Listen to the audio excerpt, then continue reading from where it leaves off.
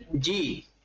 तो पहले कल ये 3 प्रॉपर्टीज आपको दी थी करने के लिए कि आपने सिर्फ पढ़ के आनी है, मैंने आज एक्सप्लेन करनी है। इसके अंदर उसने एक बात मैं आपको प्रैक्टिकली लिखकर बताता हूं हर प्रॉपर्टी को। पहले लिखा हुआ है if a constant is added या subtracted in each term of AP then the resulting progression will also be in arithmetic progression with the same common difference। कहना वो ये चाह रहा है कि अगर मेरे पास एक है 5, 8, 11, 14 एंड सो ऑन, कहते हैं अगर मैं कोई एक कांस्टेंट नंबर सारी टर्म्स के अंदर प्लस कर दूं या माइनस कर दूं, वो जो प्रोग्रेशन बनेगी वो भी अरिथमेटिक प्रोग्रेशन होगी। अरिथमेटिक प्रोग्रेशन की सिर्फ एक निशानी है, सबका डिफरेंस बराबर रहेगा। अब हम कोई नंबर ले लेते हैं, हम ले लेते हैं 4, सब में 4 ऐड करते हैं तो ये क्या हो जाएगा? 4 ऐड करने से 9,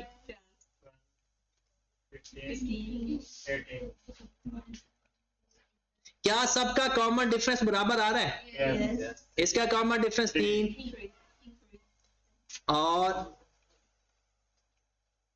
कहता है जो नई प्रोग्रेशन बनेगी वो भी अरिथमेटिक प्रोग्रेशन होगी और उसका भी वही कॉमन डिफरेंस होगा जो पहले का कॉमन डिफरेंस।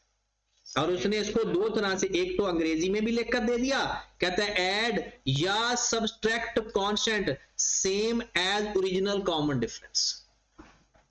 एक दूसरी बात, दूसरी प्रॉपर्टी में लिखता है अगर आप अरिथमेटिक प्रोग्रेशन में कोई नंबर मल्टीप्लाई करो या डिवाइड करो, हर नंबर से एक खास एक नंबर, तो जो बनेगी वो अरिथमेटिक प्रोग्रेशन ही बनेगी,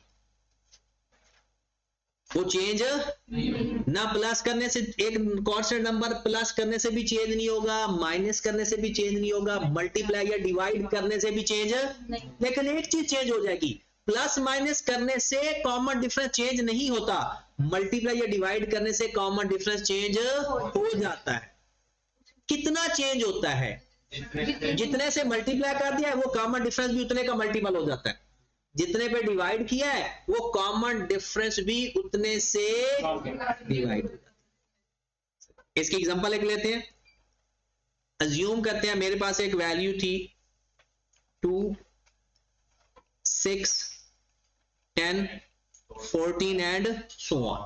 हम ऐसा करते हैं किसी एक नंबर से मल्टीप्लाई करते हैं, कोई भी नंबर 3 से मल्टीप्लाई कर देते हैं, सबको 3 से मल्टीप्लाई करेंगे ये हो जाएगा 6, 8, 18, 30, 42। हमने कैसे मल्टीप्लाई किया? पहले का कॉमन डिफरेंस कितना आ रहा था? 4। इसका कॉमन डिफरेंस कितना आएगा? मतलब इस कॉमन डिफरेंस को भी उसी डिफरेंस से मल्टीप्लाई करेंगे तो दूसरे का कॉमन डिफरेंस आ जाएगा। और ये हमसे वैसे भी पूछा जा सकता है कि यार मेरे पास एक अरिथमेटिक प्रोग्रेशन है और उसका कॉमन डिफरेंस 3 है, मैंने उन सब को, हर टर्म को मल्टीप्लाई कर दिया किसी नंबर से, बताओ जो अरिथमेटिक प्रोग्रेशन बनेगी उसका कॉमन डिफरेंस कितना होगा? तो जितना कॉमन डिफरेंस आ रहा होगा उसको उतने से ही मल्टीप्लाई कर देंगे जिससे हमने टर्म्स को मल्टीप्लाई किया। और बिल्कुल ऐसे ही डिवाइड करने वाला, हम सेम इसी क्वेश्चन को दोबारा पकड़ते हैं, 2, 6, 10, 14 एंड सो ऑन। हम कर देते हैं डिवाइडेड बाय, सब टर्म्स को 2 पे डिवाइड कर देते हैं। क्या टर्म्स बनेगी? 1, 5, 7 क्या ये अरिथमेटिक प्रोग्रेशन बन रही है? बन रही है। इसका कॉमन डिफरेंस भला कितना होगा? एक तो या 2, और ये यहां से भी पता चल सकता था, इनका कॉमन डिफरेंस कितना था? 4।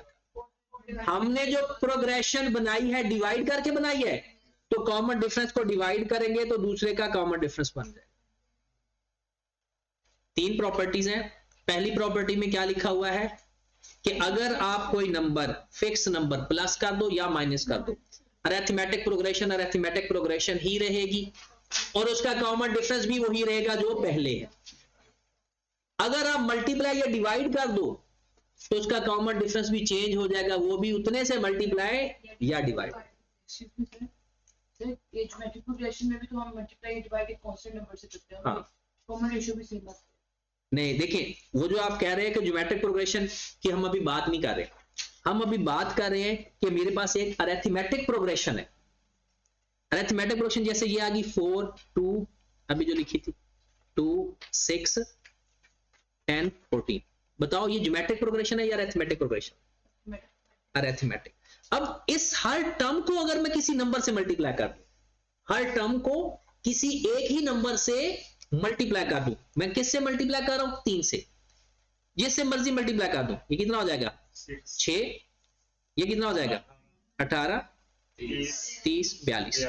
कहता है ये भी अरिथमेटिक प्रोग्रेशन रहेगी और पहले भी क्या थी, लेकिन इनका जो पहले का कॉमन डिफरेंस कितना आ रहा था, अब कॉमन डिफरेंस कितना आ रहा है? इसका कॉमन डिफरेंस चेंज हो जाएगा। ये जो ज्योमेट्रिक प्रोग्रेशन का है ना, वो हर अगला नंबर सेम नंबर से मल्टीप्लाई करके आ रहा होता है। हर अगला नंबर, ये क्या है, हर नंबर को एक ही नंबर से मल्टीप्लाई करेंगे। तो ट्रांसफॉर्मेशन बता रहा है कि अगर हमने किसी नंबर में,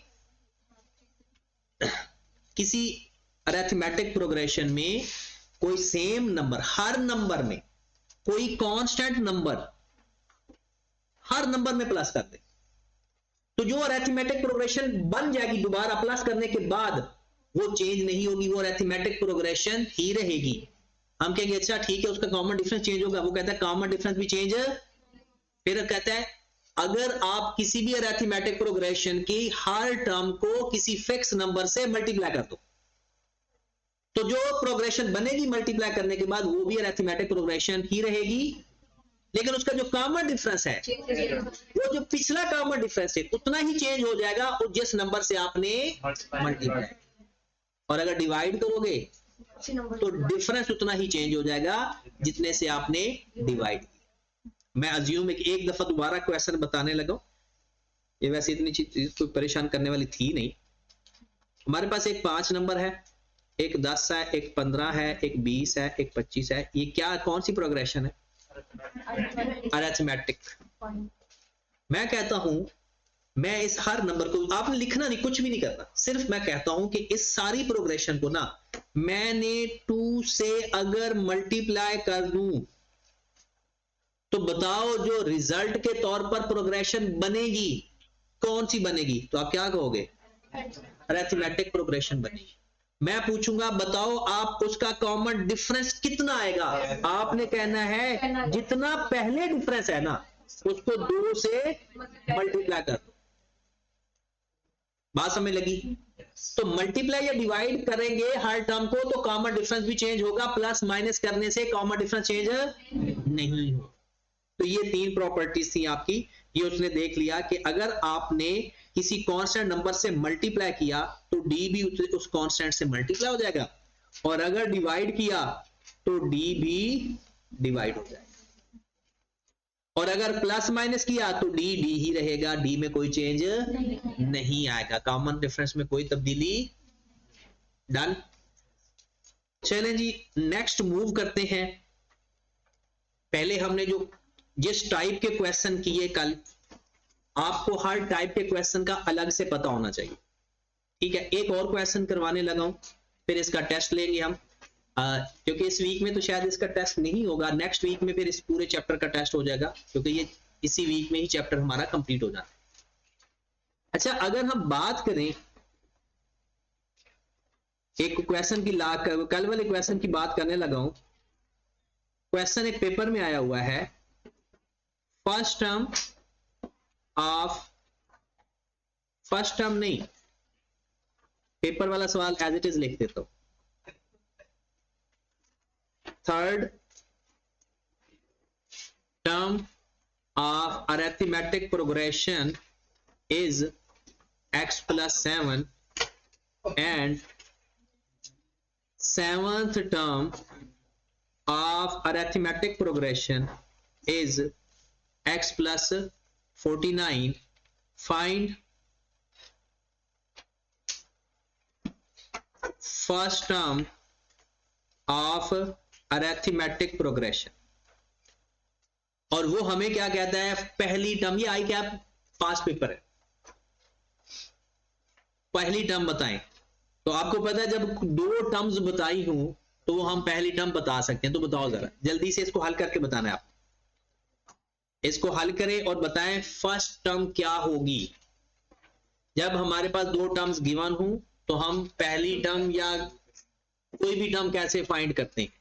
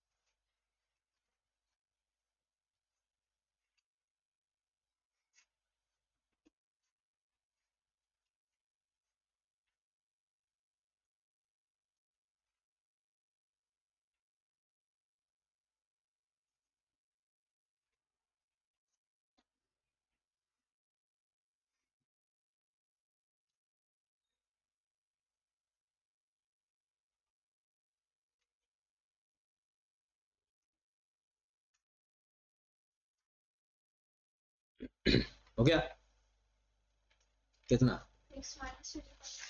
x माइनस 35।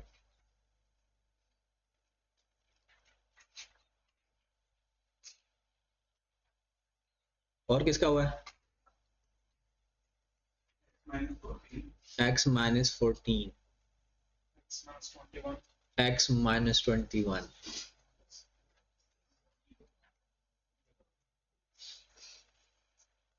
आदि आपको लिखना है x प्लस 6 आया या देखो ना पहले भी तो रंग बिरंगे आंसर आ रहे हैं, परेशान नहीं होते। x plus 28 X minus 14. x minus क्योंकि ये 14 1 है ना. x minus 14 X minus x minus 14 चलो x माइनस 14 वाले बढ़ने शुरू हो गए।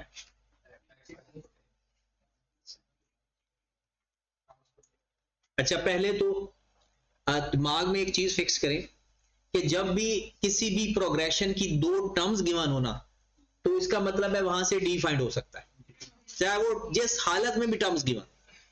हम डी फाइंड करते हैं तो डी हमारे पास आ गया a7 minus a3 divided by 7 minus पहले बड़ी टर्म माइनस छोटी टर्म। इस बात का ख्याल रखना है a3 माइनस a7 नहीं कर सकते, a7 माइनस a3। a7 कितना है x plus minus x minus 7. x plus 7 है क्योंकि बाहर माइनस है इसलिए अंदर का साइन चेंज हो गया, डिवाइडेड बाय 4। अब x से x कैंसल कर देंगे, 42 डिवाइडेड बाय 4 ये हमारे पास d आ चुका है। हमें चाहिए फर्स्ट टर्म, मतलब a चाहिए और a ही फाइंड करना है। अब उसके लिए आपको याद होगा कि हम इनमें से कोई एक टर्म एक्सपैंड कर देते हैं, मतलब इसका फार्मूला लिख देते हैं और उसमें डी पुट कर देते हैं। जो मर्जी पकड़ लो आपका आंसर सेम आएगा। तो आपके पास a3 is equal to x plus 7। a3 को हम क्या लिख सकते हैं a plus 2d और d की वैल्यू पुट कर दे। a plus 2 into 10.5 is equal to x plus 7 और a is equal to x plus 7 minus 21, a is equal to x minus 14 okay की बात। yes अपनी गलती पकड़ो कि कहां पर आपने गलती की है। जिसने 49 था मैंने 9 लिख दिया। चलिए हो गया। अब हम चलते हैं नेक्स्ट चीज के ऊपर, फिर इसके सवाल करते हैं। अज्यूम करते हैं कि जनाब हमारे पास एक अरिथमेटिक प्रोग्रेशन है 5, 9, 13, 17 एंड सो ऑन। सबसे पहले तो बताओ कि ये अरिथमेटिक प्रोग्रेशन बन रही है या नहीं? बिल्कुल बन रही है, जिसमें a कितना है 5 और d कितना है 4। अब वो कहते हैं कि इस पूरी सीरीज या सीक्वेंस का मुझे 50 टर्म्स का सम चाहिए। क्या कहता है? 50 टर्म्स का सम चाहिए। उसमें एक तरीका तो ये, पहले ये मुझे बताएं जो पिछले सारे क्वेश्चन आपको होमवर्क में दिए थे उसमें कोई ऐसा सवाल जिसने आपको परेशान किया। चलो एक तो सम वाला सवाल था ना, उसको भी छोड़ दें। उसके अलावा अगर किसी सवाल ने परेशान किया तो बताएं। वो मैं बताऊंगा जब सम कर रहा तो फिर तो सारा बताऊंगा।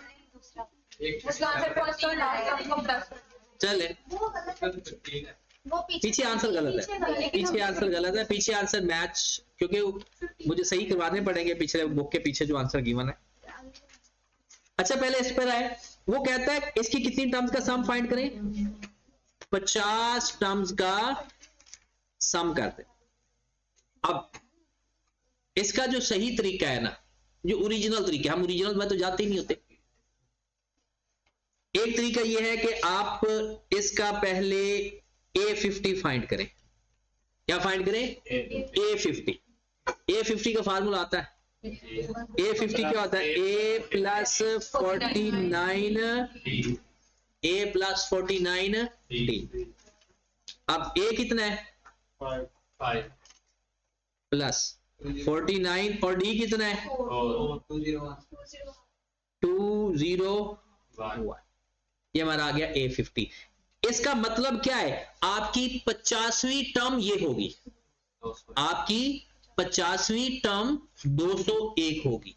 अगर आप कहते हो कि पहली टर्म से लेकर 50 टर्म सबका मुझे सम चाहिए, तो उसका एक फार्मूला होता है SN। S का मतलब सम करना, N का मतलब है टर्म्स का, N/2 into A plus AN। क्या फार्मूला होता है? SN is equal to N/2 into A plus AN। AN का मतलब क्या है? A50, A30, जितनी टर्म्स का आपको सम चाहिए वो पहली term plus last term multiplied by N/2। First term plus last term multiplied by N/2। अब N कितना है इसमें? 50 टर्म्स का सम चाहिए ना, डिवाइडेड बाय 2। पहली टर्म कितनी है? 5। आखिरी टर्म कितनी है? 201। इसका सम किया तो आंसर कितना है? 5150। बट ये फार्मूला जो ओरिजिनल है सेकंड ईयर में नहीं पढ़ाया जाता, ये पढ़ाया जाता है वही फर्स्ट ईयर में। उसमें फार्मूला ये नहीं होता, उसमें फार्मूला कुछ ये होता है SN is equal to N/2 2A plus N-1।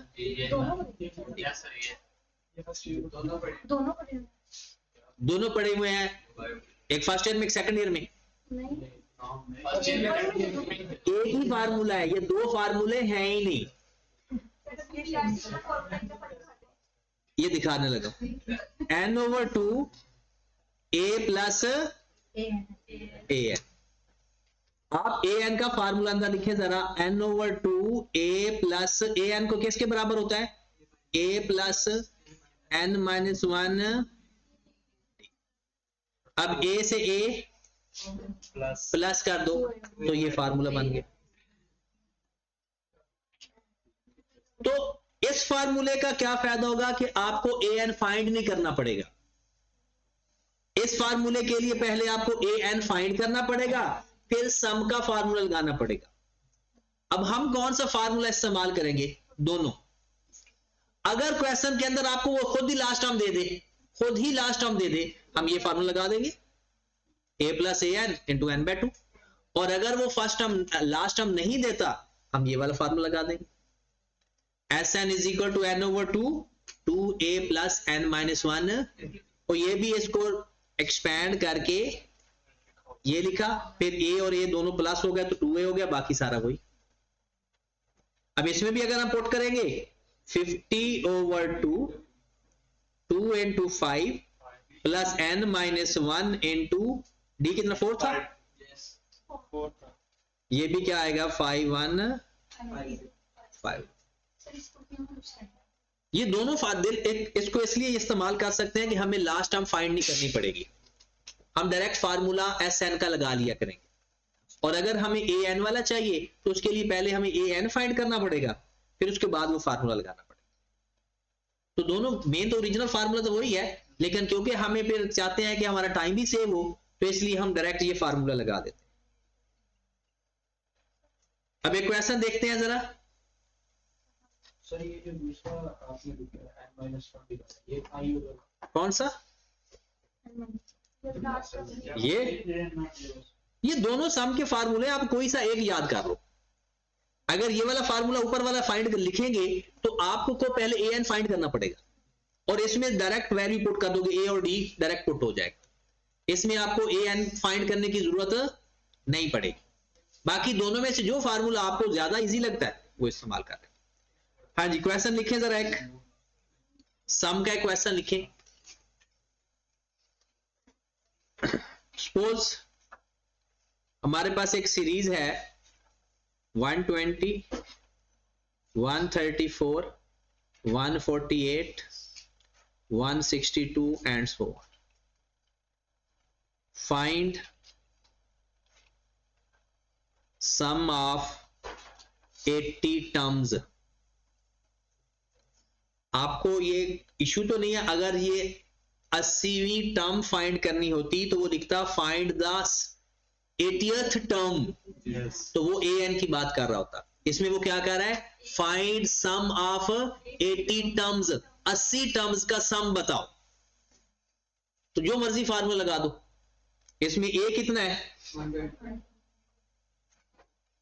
और टी कितना है 14, 14 एन कितना है 8। 80. सवाल हो गया। अब बस पुट करना है, हमें क्या चाहिए, S N, N over 2, 2a plus N minus 1,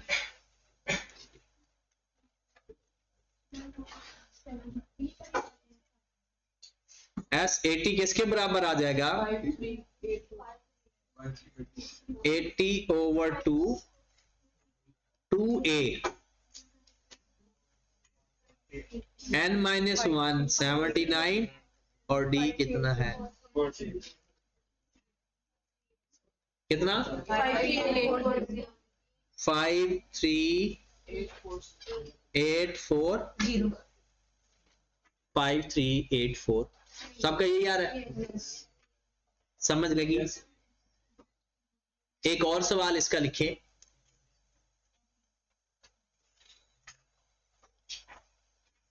if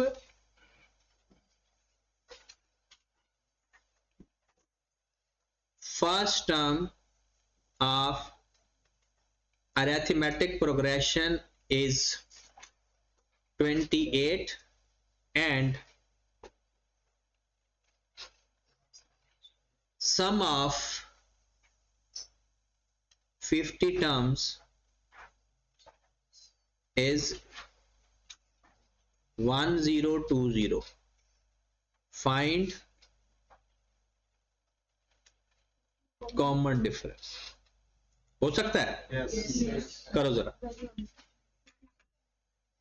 if first term of arithmetic progression is 28, sum of 50 terms is 1020, find the common difference। 19.67. 19.67 करो जरा एक दफा आप सब लोग, कैलकुलेटर से फाइंड करना है, मोबाइल से नहीं।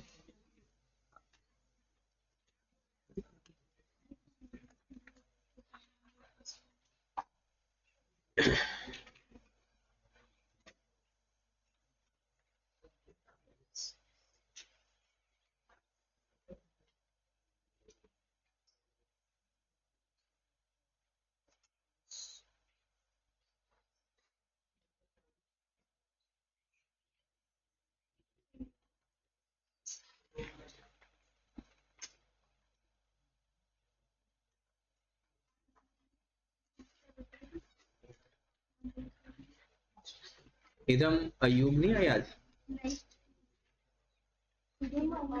सर आयु टेंडेंस नहीं लगी है?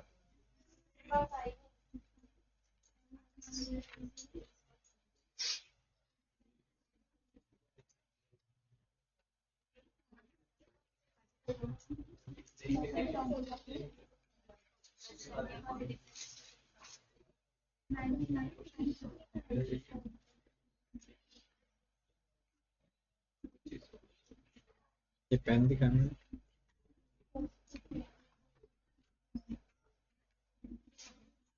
ये। हाँ जी, शाजिब कितना आंसर आ रहा है आपका?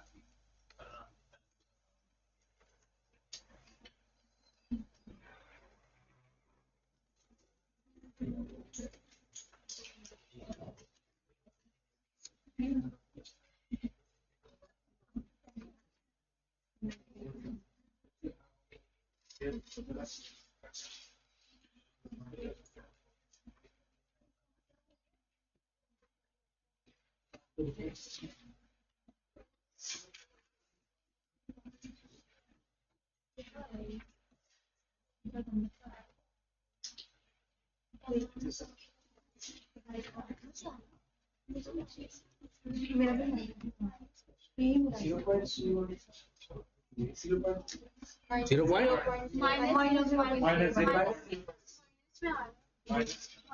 माइनस में आ रहा है, माइनस 0.31, माइनस 0.31। चेक करें फिर। If the first term of arithmetic progression, देखिए सवाल में आपको ना सवाल समझ पूरी तरह दिमागी तौर पर आना चाहिए, कभी भी ऐसे ही तुक्के नहीं मारने। 28 फर्स्ट टर्म A1 की बात कर रहा है या A की बात कर रहा है? 50 क्या चीज है? N। 1020 क्या चीज है? S। तीन चीजें गिवन हो तो चौथी चीज फाइंड हो जाती है। हमारे पास फार्मूला बन जाएगा Sn is equal to n/2 2a plus n-1।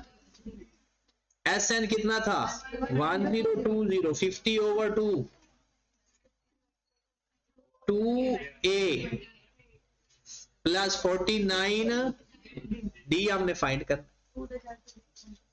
ये हमारे पास ये 25 कर दो ना, 1020 को 25 पे डिवाइड कर दो, ये 1020 है ना, और ये 50 को 2 पे डिवाइड किया 25 आ गया, तो 1020 डिवाइड बाय 25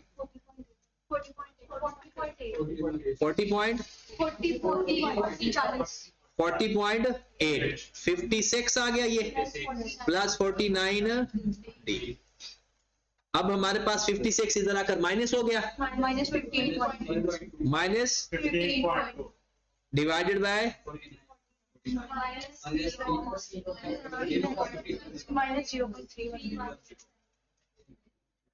ये हमारे पास डी आ गया। सबका यही है? समझ ना लगे तो खुद ही पूछ लेना। अब अगला सवाल क्या हुआ? ये जो 2 लगा के किया बगैर 2 के कब किया? आपने फार्मूला कहीं गलत है। ये वाला फार्मूला, दूसरा जो फार्मूला है ना वो ये है, S is equal to n/2 a plus an। और इसको बाद में एक्सपेंड किया हैं? बाद में एक्सपैंड करके ये बन गया था। ये कोई फॉर्मूला नहीं है। जब एक्सपैंड किया था ना तो वो ये बना था, ये एक ही चीज है। चलिए जरा वापस आए, एक और क्वेश्चन लिखे इसका। फाइंड इफ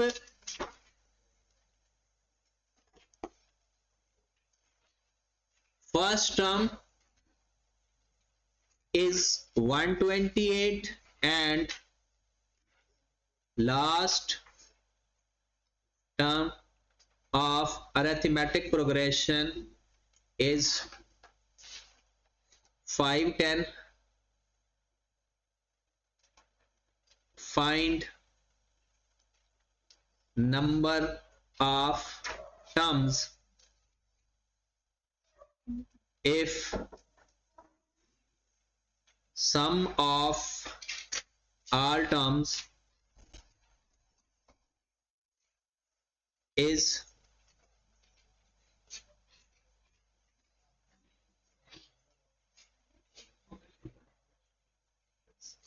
छह हजार लिख लो।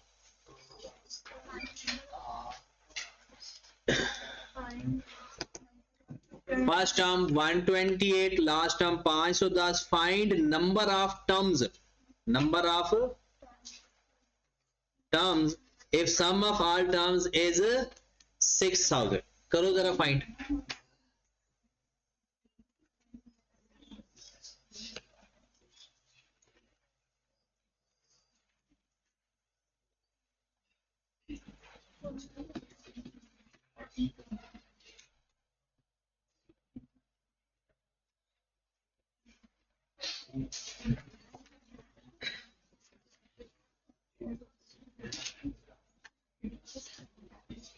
नहीं इसमें दूसरा 18 18.8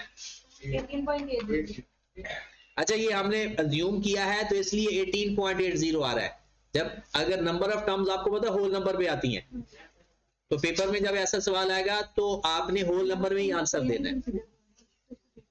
हाँ जी, इसमें तो सिंपल लगेगा। इसमें ए कितना है और जो 510 है पता क्या है, ये लास्ट टर्म ए एन और 6000 क्या चीज है एस एन। तो हमारे पास एक फार्मूला है S N is equal to N over 2 A plus. आप दूसरे फार्मूले से भी फाइंड कर सकते हो एन, बट उसके लिए आपको फिर ना 2 इक्वेशन बनानी पड़ेगी, वो भी मैं आपको बनवाता हूं। एस एन कितना है एन मैंने फाइंड करना है 2। पहली टर्म 128 है और आखिरी टर्म 500। ये 2 उधर जाकर मल्टीप्लाई हो गया और ये जाकर डिवाइड हो जाएगा 12000 ओवर 638 इज इक्वल टू 18.80। अगर पेपर में ये जवाब आ जाएगा तो आपने क्या आंसर देना है 90, क्योंकि नंबर ऑफ टर्म्स है ना, तो राउंड ऑफ कर देना। नेक्स्ट चलिए एक और क्वेश्चन लिखते हैं, देखते हैं कौन बंदा कर पाता है इसको। 2 सवाल करते हैं अच्छे वाले और ये हमारा अरिथमेटिक प्रोग्रेशन कंप्लीट। अब इसके बाद अब जो अगला नेक्स्ट हमारा टारगेट है वो ज्योमेट्रिक प्रोग्रेशन होगा। तो अरिथमेटिक प्रोग्रेशन इतना ही है। एक क्वेश्चन लिखे जरा, if total saving of mister A is ₹4000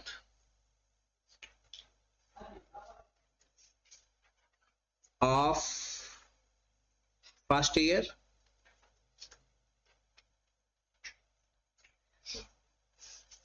if each saving is increased by ₹80 of the previous per month,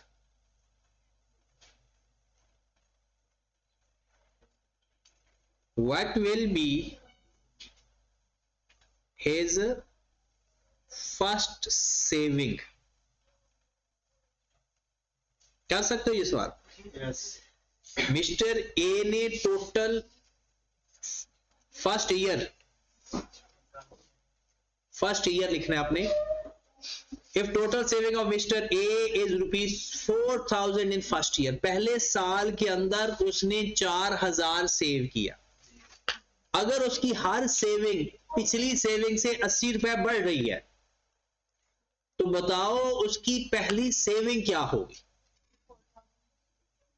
वो तो टोटल सेविंग है, पहली सेविंग ही तो फाइंड करनी है। पर मंथ मिस्टर ए की 4,000 टोटल सेविंग है पहले साल की। हर महीने उसकी पिछली सेविंग से अगली सेविंग 80 रुपए बढ़ रही है। बताओ उसकी पहली सेविंग क्या होगी?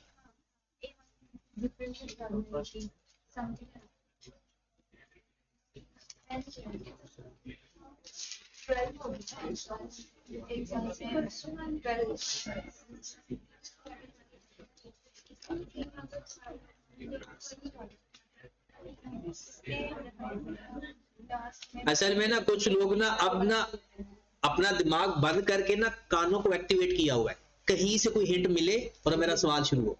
कान बंद करके दिमाग खोल दो, काम ज्यादा अच्छी जल्दी हो जाएगा। अपने दिमाग पे ज्यादा भरोसा रखो।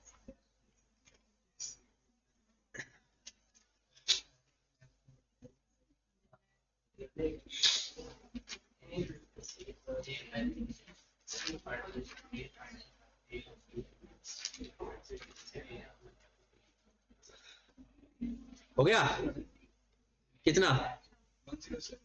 107 नेगेटिव में आ रहा है। Yes.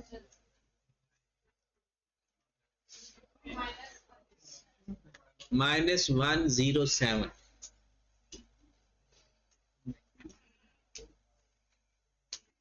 चल रहा है अभी।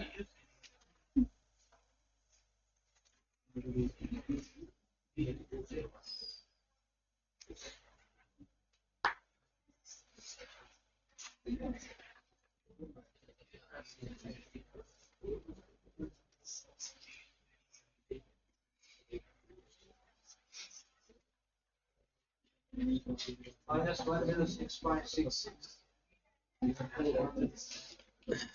Minus 160 260 minus 160 का देखा चलें चेक करो जरा। 2 है। ये जो आपके पास 4,000 है ये एक साल की सेविंग है, मतलब के SN। ये जो पहला साल है और बात हो रही है महीनों की, मतलब N आपके पास 12 है। हर अगली पेमेंट के अंदर जो डिफरेंस आ रहा है वो 80 का है, मतलब D आपके पास है। और आपसे पूछा जा रहा है what will be the first saving, मतलब आपसे पूछा जा रहा है A। अब सिंपल आप आइडेंटिफाई करो कि कौन सा फार्मूला है जो आपकी हेल्प कर सकता है। तो SN is equal to N/2 2A plus N-1 D। SN कितना है जी? 4,000। 12/2 2A हमने फाइंड करना है 11 into 80। ये कितना आ गया? 6। Yes. 4,000 divided by 6 is equal to 2A plus 8 4,000 को 6 पे डिवाइड किया कितना आ रहा है? जो भी आ रहा है उसमें से 880 माइनस कर दो। 2 minus 2 1 3 जो भी आ रहा है उसको 2 पे डिवाइड भी कर दो। -106.67 ठीक होगी बात। अच्छा, आप जिस बंदे को अभी तक ये सवाल पल्ले नहीं पड़ रहे वो पूछे, वरना फिर आगे चलते हैं। सॉरी, ये तो अज्यूम करते हैं ना सवाल, तो इसलिए आ जाती है इसलिए। नहीं, तो पहले वाले जो पढ़े थे वो भी खा लिए। नहीं आगे जाके अच्छा, आज का आखिरी सवाल और अरिथमेटिक प्रोग्रेशन का भी आखिरी सवाल, फिर इसके बाद इसके सवाल हम करते रहेंगे, इसकी एप्लीकेशन आती रहेगी। अच्छे सवाल है, अगर सारे मैंने करवा दिए ना तो फिर आपकी जो सेल्फ क्रिएशन है वो खत्म हो जाएगी। मैं चाहता हूं आपको मैथ आसान ना लगे, आसान लग सकती है। एक ऐसा तरीका कि मैं सारी ट्रिक्स आपको बता दूं, आप घर जाकर जाओ आपको मैथ है ये आसान, लेकिन जब इससे ना खुद सेल्फ क्रिएशन नहीं क्रिएट होती कभी भी। पहले हालत देखी तो है, 12 क्लास से तो पढ़ के आए हो, तो मेडिकल वाले भी तो पढ़ के ही आए हैं। वो मैथ के अलावा भी तो चीजें हैं, फिजिक्स तो पढ़ा ही है, केमिस्ट्री भी पढ़ा ही है। हमें कभी कैलकुलेटर चलाना सिखाया। चले अब सीख ले। क्वेश्चन देखिएगा, a loan of rupees 100,000 to be paid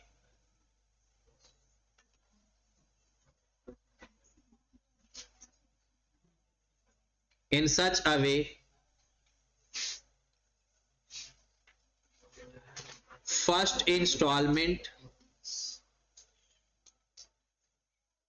is rupees 1,000 and every next installment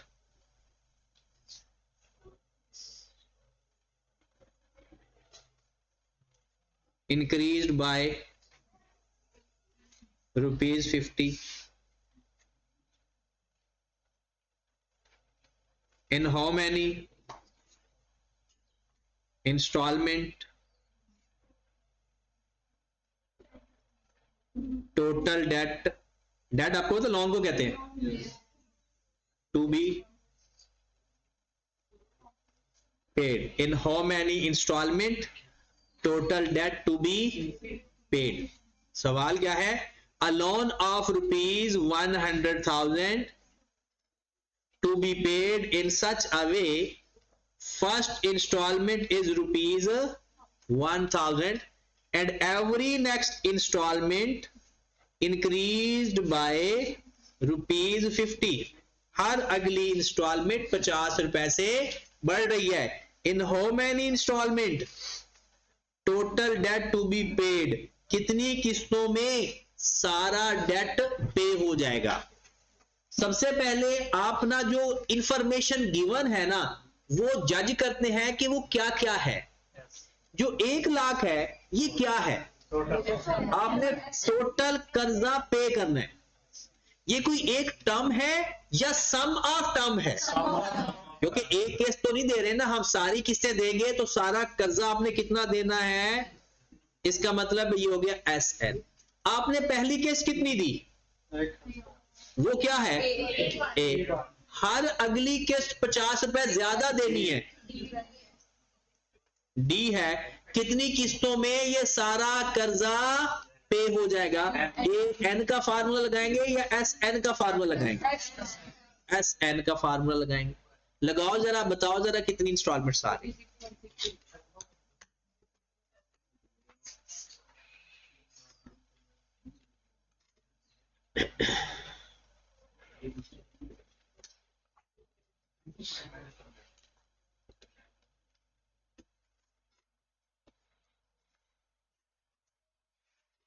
अच्छा, क्योंकि टाइम हमारे पास कम है अभी, आज मैं आपको ना इसको 2 तरीके बताता हूं ऐसे सवाल को हल करने के। आपने फार्मूला लगाया SN is equal to N/2 2A plus N-1। ये लिखना छोड़ दो अभी सब लोग, इधर फोकस करो। 1 लाख, N मैंने फाइंड करना है। 2A को मैं लिख दूं 2000 प्लस N तो फाइंड करना है, D भी गिवन है।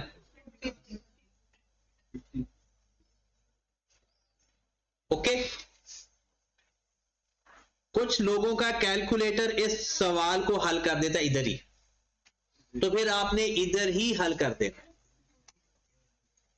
और कुछ लोगों का सवाल आगे मूव करता है। अगर जिस बंदे का कैलकुलेटर यहां पर आंसर नहीं दे सकता तो आपने उसने फिर आगे इसको सवाल को ले जाना है।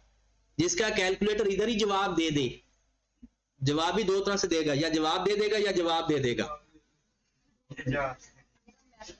अब सुनिए जरा, अपना कैलकुलेटर निकालें, मैं आपको कैलकुलेटर पर पुट करने का तरीका सिखाता हूं। सबसे पहले आपने अपने कैलकुलेटर पर 1 लाख लिखे, लिख लिया। फिर अपने कैलकुलेटर पर अल्फा इक्वल प्रेस करें। सबको प्रेस करना आता है ना, अल्फा इक्वल। तो आपके कैलकुलेटर के ऊपर इस तरह से अल्फा नजर आ रहा होगा, अल्फा और इक्वल। अल्फा किधर है? शिफ्ट के साथ।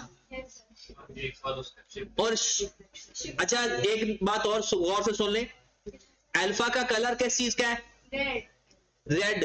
तो जो रेड वाला कोई भी चीज लिखनी होगी वो अल्फा प्रेस करने के बाद लिखी जाएगी। अल्फा किस कलर में है? रेड कलर में। तो आपके बटनों के ऊपर छोटा छोटा रेड लिखा होगा, तो जो नंबर भी आपने वो रेड वाला लिखना है ना, पहले अल्फा प्लस करोगे तो वो रेड कलर में आएगा, वरना रेड कलर वाला सिंबल आएगा, वरना नहीं। नीचे इक्वल भी रेड कलर में है। आप ऐसा करें, 1 लाख लिखें, फिर अल्फा प्रेस करें, फिर इक्वल प्रेस करें, तो आपका इक्वल का साइन आ जाएगा। डन। फिर उसके बाद आपके कैलकुलेटर में एक इस तरह से फ्रैक्शन का बटन होता है, शिफ्ट के नीचे करके फ्रैक्शन का बटन प्रेस करें तो 2 डब्बे आ जाएंगे ऊपर नीचे। ऊपर वाले में आपने पुट करना है एक्स। देखो जरा एक्स का कलर कौन सा है, तो फिर अल्फा प्रेस करके एक्स प्रेस करें। आपके ऊपर वाले बॉक्स में एक्स लिखा गया, 9 के ऊपर शिफ्ट अल्फा कर्सर के साथ नीचे लेकर आए कर्सर को, और नीचे क्या प्रेस कर देना है? 2। अब यहां से आगे बात सुने, कुछ कैलकुलेटर ब्रैकेट को आइडेंटिफाई करते हैं, कुछ कैलकुलेटर नहीं करते। आप ऐसा करो, मैं आपको ऐसा तरीका बता रहा हूं जो हर तरह का कैलकुलेटर कर जाता है। आपने फिर मल्टीप्लाई का साइन लिखना है। जब भी ब्रैकेट आए, ब्रैकेट से पहले मल्टीप्लाई का साइन लिख दें, फिर ब्रैकेट लिख दें। 2000 प्लस 50 को पहले लिख लें, क्योंकि बाद में लिखो पहले लिखो एक ही बात है ना। 50 को पहले लिख देते हैं 50 और लिख देते हैं मल्टीप्लाई, फिर ब्रैकेट। फिर आपने x - 1 वैसे ही लिखना है जैसे अल्फा प्रेस करके लिखा था। फिर 2 दफा ब्रैकेट क्लोज करनी है, आखिर में 2 दफा ब्रैकेट क्लोज करनी है। आपका कैलकुलेटर की स्क्रीन के ऊपर बिल्कुल इस तरह से नजर आना चाहिए। अभी आपने इक्वल नहीं प्रेस करना, हो गया यहां तक।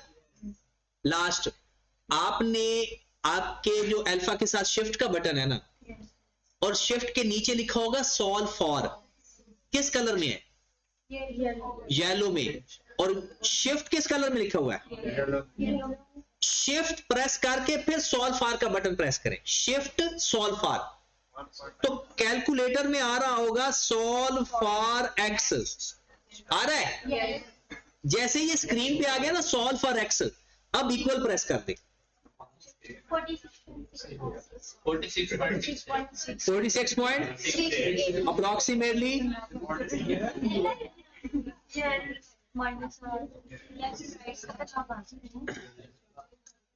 अच्छा, ये जब भी कोई इक्वेशन हल करनी हो, ये 2 तरीके सुन ले, वो इधर फोकस करें, क्योंकि मेन पेपर में एक एक नंबर इंपॉर्टेंट होता है। 48 पे फेल हो जाओ, फेल तो फेल ही होता है। 48, 46, 49 भी आ जाए ना, वो 0 ही है। वे कभी भी भरोसा ना करें 49 पे। ये बस ये कह सकते हो अच्छा फेल हुआ हूं, अच्छे नंबरों से फेल हुआ हूं। अदरवाइज 49 नंबर भी किसी काम के नहीं है। हमें हर नंबर के लिए जंग लड़नी पड़ेगी। हमने कम से कम 50 नंबर पूरे करने हैं। ऐसे किसी मुझे बुजुर्ग ने कहा कि जनाब मेरे ना 48 मार्क्स आ गए। अब उसको लगता है कि वो 2 नंबरों से फेल हुआ है, हालांकि 52 नंबरों से फेल होता है। पता 48 नंबर आया तो हमारे लॉस कितने हुए नंबर? 52। 100 नंबर का पेपर था, 50 का थोड़ी था। तो इसका मतलब है बहुत काम करने की जरूरत है, सिर्फ 2 नंबरों की जरूरत नहीं है। तो इसलिए 2 नंबरियां छोड़े, 2 नंबर लें, क्योंकि आपका हर सवाल 2 नंबर का होता है। आ जाए वापस। अच्छा, इधर 90% ना जो तरीकाकार मैंने बताया है ना, मेरे ख्याल में 86.54 बता। कितना? 86.5 आपने यहां पर ना किसी ब्रैकेट को आगे पीछे कर दिया होगा। अच्छा दूसरा तरीका सुन लें, कोई देर किसी का कैलकुलेटर या बंदा खुद नींद में होता है, सही तरह कैलकुलेटर में पुट नहीं कर पाता, फिर वो चला जाएगा इसकी कैलकुलेशन के ऊपर। क्या करेंगे, इस 2 को इधर आकर मल्टीप्लाई कर देते हैं। ये कितना आ जाएगा, 2 लाख।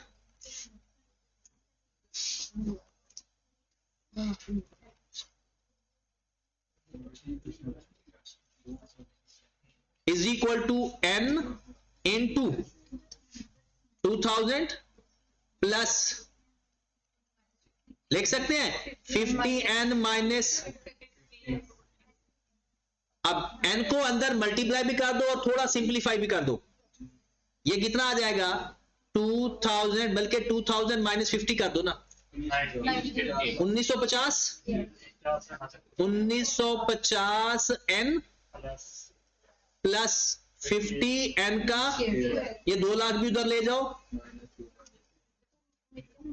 इज इक्वल टू, अब ये हमारे पास बन गई quadratic equation, 50n square plus 1950n minus 200,000 is equal to, अब इसको कैलकुलेटर में आकर पुट करेंगे तो ये आपका डायरेक्ट और जल्दी आंसर आ जाएगा। बट ये कौन सी इक्वेशन में जाएगा, ये सॉल्व फॉर एक्स नहीं करेंगे आप मॉड प्रेस करें, 5 पे जाएं, बताएं कितने नंबर पर लिखा हुआ है ax square plus bx plus c, 3 press करें, आपके कैलकुलेटर पे abc आ गया होगा।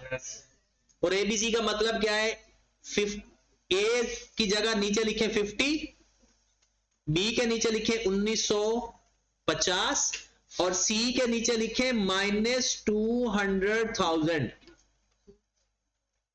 कैसे लिखने का तरीका, 50 equal 1950 equal minus 200,000 equal, again equal press करें,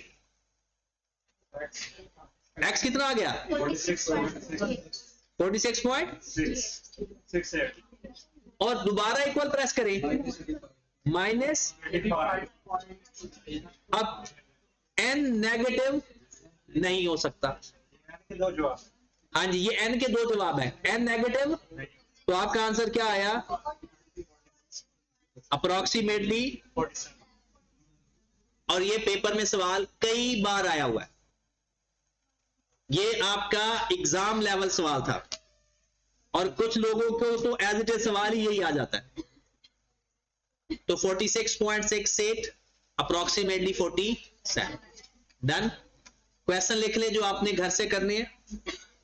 अगर आप ICAR की किताब पढ़ने के आदी हो तो ज्योमेट्रिक प्रोग्रेशन से पहले पहले जितने सवाल हैं आपने जरूर करने हैं, ये जो एग्जांपल्स हैं।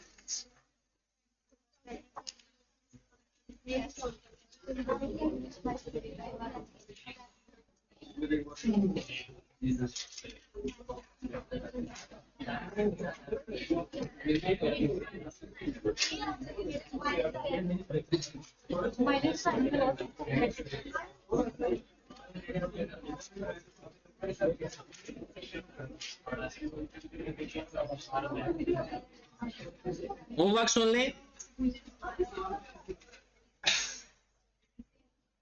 ये जो पेज नंबर आपके पास 58 आ रहा है, इसमें जितनी भी एग्जांपल्स आ रही हैं वो आपने सारी हल करनी है, स्टार्ट से लेकर 58 पेज तक। ये सारी ज्योमेट्रिक प्रोग्रेशन की एग्जांपल्स हैं, बेसिक एग्जांपल, अरिथमेटिक प्रोग्रेशन की बात कर, अरिथमेटिक प्रोग्रेशन जहां से शुरू हो रहा है, मतलब एग्जांपल नंबर 1 से लेकर जितनी एग्जांपल्स आ रही हैं आपने 58 पेज तक काम पूरा करना है, हर पेज निकालना है, उसमें जो सवाल आ रहा है हल करते जाना है। और जिस तरीके से उसने हल किया उसको नहीं देखना, सवाल लेना है और अपने तरीके से हल करना है।